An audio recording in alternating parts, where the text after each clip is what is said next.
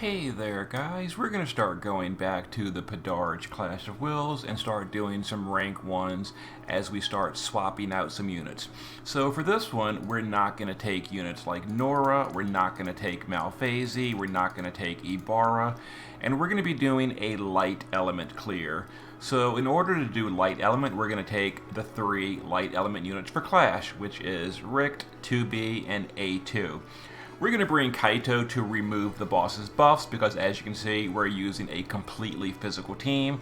We're going to bring Melissa for just overall morale fill, and then Elena for leading and leader skill.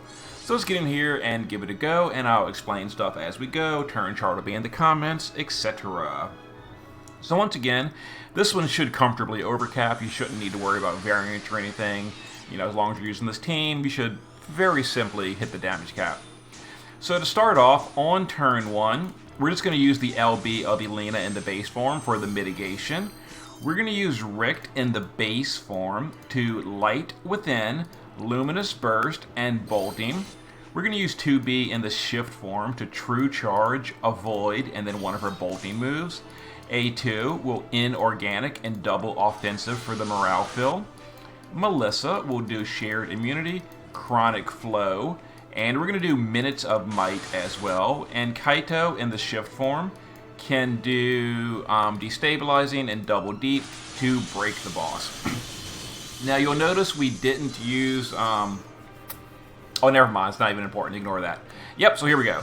So we're provoking... This time we're provoking with 2 units. We're provoking with Kaito and Melissa. That way if we push the 75 and the 50 threshold... early, it's okay. We're not really worried about that. We're just not provoking with the tank. Okay, so this turn we're going to use Kaito to Downpour, Crashing Waves, and then just Deep again. Elena on this turn will do Cover. We'll do Sanctuary. I'm sorry, nope, Cover. Not Sanctuary. Cover, True Luminous, and we're going to use her field. I actually forgot about her field in my last clear.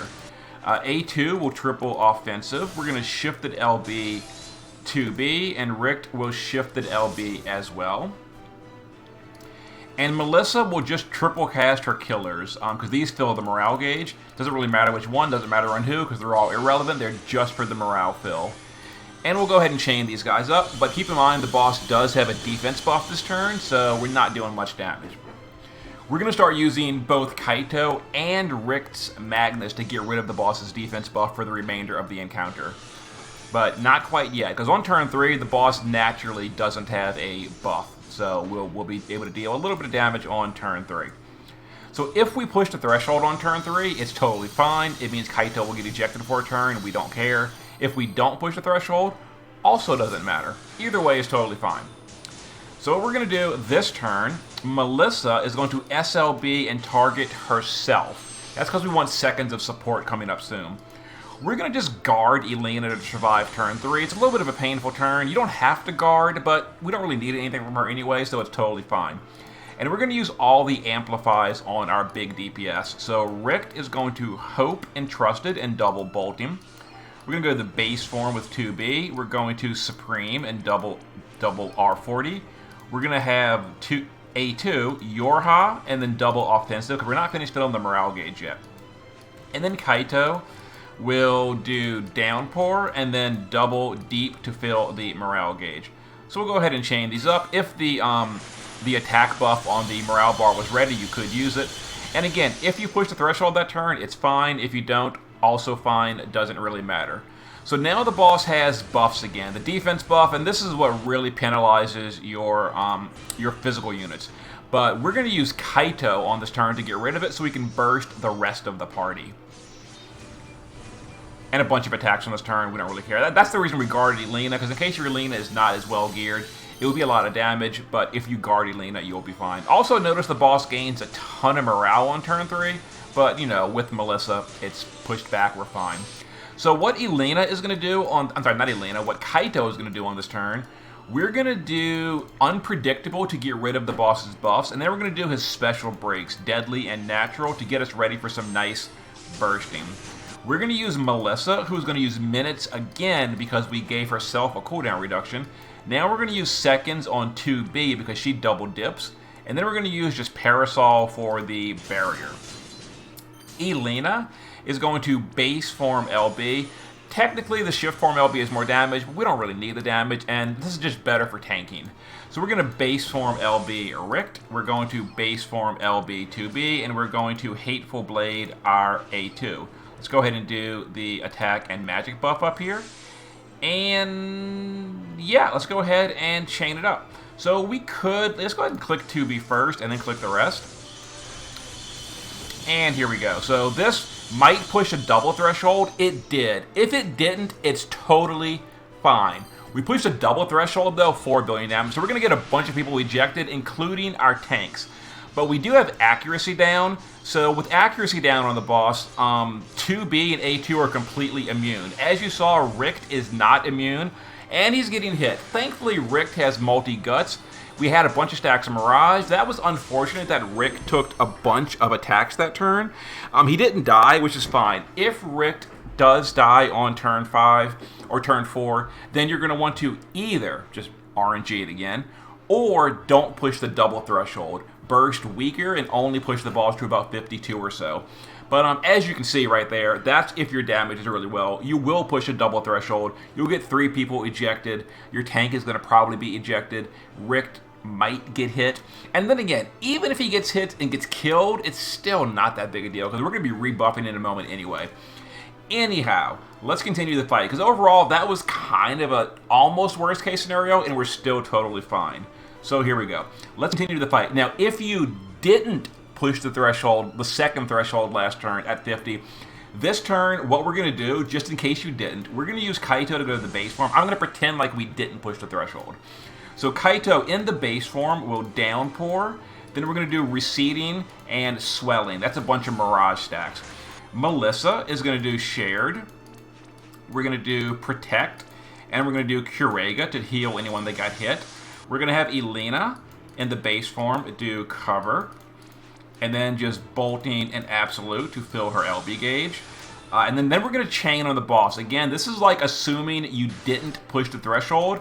This chaining would push it the rest of the way. Because as you can see, the boss still doesn't have a defense buff on this turn. So we're fine. So Rick to the shift form. And we're just going to triple bolting with all 3 of these. And either push the threshold, or if we pushed the threshold last turn, we're just going to deal more damage. You know, more damage is great. So there we go. You know, hit the boss as hard as you can. It's okay. So that's why I kind of like this clear.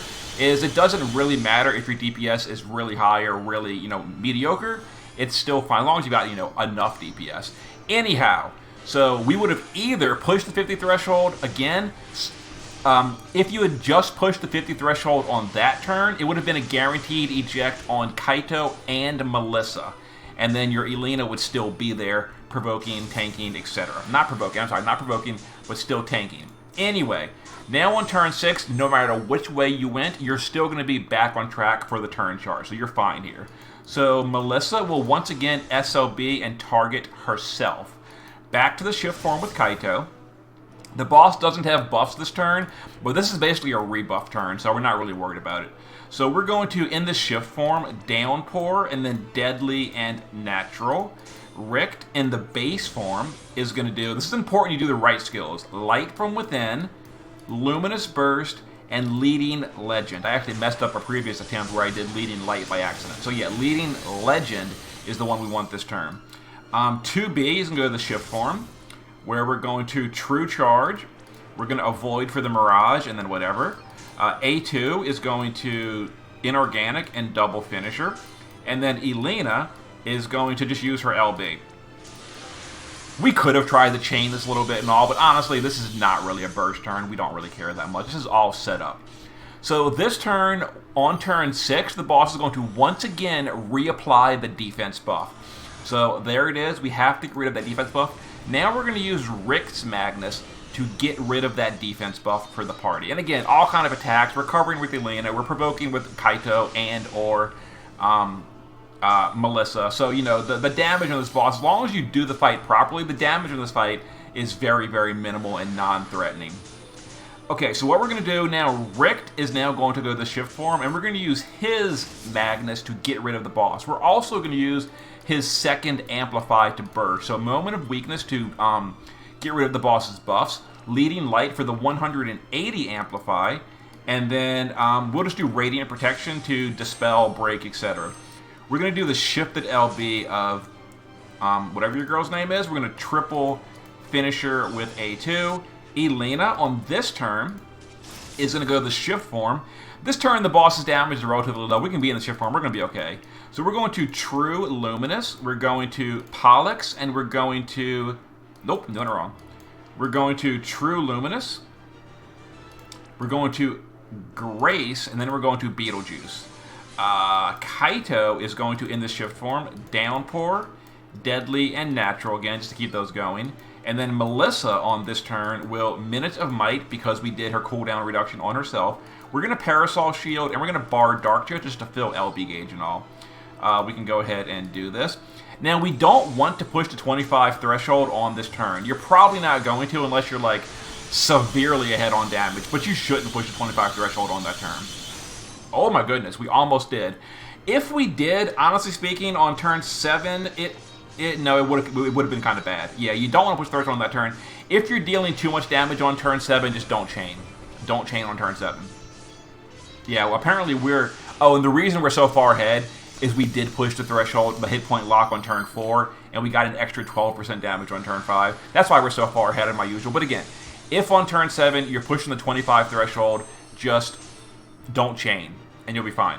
So we're going to go ahead and burst this turn, and this turn we're going to be ready. So Elena is going to, in the shift form, LB. That's triple Bolting Strike. Richt in the base form is going to LB. That's Absolute Mirror. We're going to go to the base form and triple R40 with our 2B. The boss's buffs have been removed. And we're going to Hateful with wait a minute. What am I doing? R40 limit. Oh yeah, and then Kaito is going to shift the LB. Yeah. And then Melissa is going to Bar Darkja twice, and then as the last action, we are going to Uncontrollable Darkness on the boss. That is going to imbue the boss because we are going to get ejected and not have provokers this turn, and that gives us a safety. So we'll go ahead and chain this up, deal a little bit of damage here. Might even kill the boss, probably not though. Yeah, didn't think so. If you do kill the boss, wonderful. If you don't, it's okay. So there we go. We're always going to get Kaito and Melissa ejected, and then the last eject is going to be random target because no one else is provoking. I guess technically speaking, you could give 2B or A2 provoke, but they would lose DPS. Not really worth it. Overall, it should be fine because even if our tank got ejected, we were still, the boss was imbued, we were absorbing it, so it wouldn't have mattered at all. That turn was no risk whatsoever. Anyway, now we're going to kill the boss. So Kaito is going to triple. We're going to Deadly, Natural, and Deep. We're going to use Melissa on this turn to Seconds of Support on 2B, and then just double Bar Darkja to fill the LB gauge of anyone that needs it. Just in case we don't kill the boss here, we're going to get ready for turn 10. So we're going to use Elena to Omni cover this turn. We'll go ahead and Sanctuary, and we'll go ahead and Bar Blizzages just to fill more LB gauge. Let's see, and then again we'll just burst again. So Richt will wait for the Bar Blizzages. Richt will LB, 2B will base form LB, and we will just triple finisher with whatever your girl's name is, A2. We'll go ahead and do the buff, and there it is. So this will kill the boss, and if it didn't kill the boss, we are Omni covering with Elena this turn. So we would just cover everything, no big deal. And then on turn 10, you would just chain again. Now keep in mind, on turn 9, the boss would reapply the defense buff, and we no longer have a way to remove it. So turn 10 would have the defense buff active, but worst case scenario, the boss should be at like 1 or 2%. So it'll be totally fine, just chain it up. And there it is, there's our perfect score. So here's the damage breakdown. All physical units, Richt and 2B are both very good damage dealers here. A2 is honestly She only got a ticket to the fight because she has a 150 amplify and a 60 self amplify. You could, for example, swap out like Melissa for Bulwark and then do like a wind party. Then you could take any DPS you want, you know, Flaring Rain or Ibarra, etc. But I kind of wanted to bring Kaito just because we can use all physicals and get rid of double of the boss's stat buffs. And then Elena, her damage is bad, but her leader skill is good. So there is a perfect... Oh, look at that. I am done farming. Awesome. Awesome. No more farming for me. Anyway, turn chart will be in the comments. I'll show you the gear in 1 second. So here we go.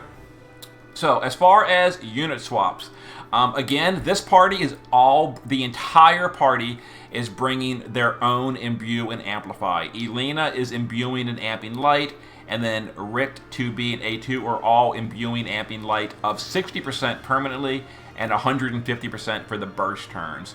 So in order to swap out any of them, you would need to bring someone else to either proper imbue or self imbue, which means you would need, like I said, Bulwark or Return Fina or Free Evia if you're going Ice, Ayaka, Malphase, something like that. So those are good swaps for that. Elena is the leader skill. She's not required. We'll definitely be doing clears without Elena, but for now we're just making it easy for ourselves.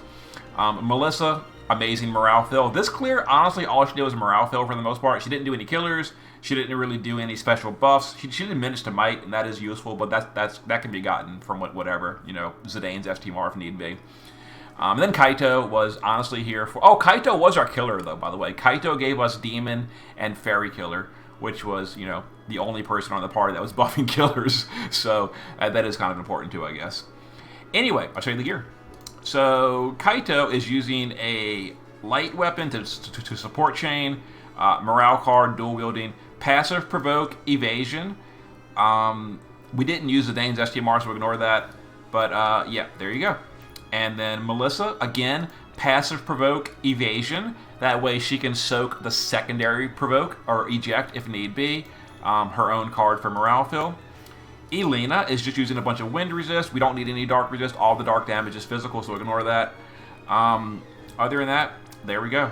Resist, etc. Shift form, technically geared for damage, but not really. I mean, her damage is bad. Just, deal with it. Richt is using the best gear this time, so there we go. He has all the best stuff, maxed on everything. 2B. Actually, the reason 2B did so much damage, by the way, is she got all the cast of Melissa's single target mod buff, and it double dips on her, so that really, really powers her up.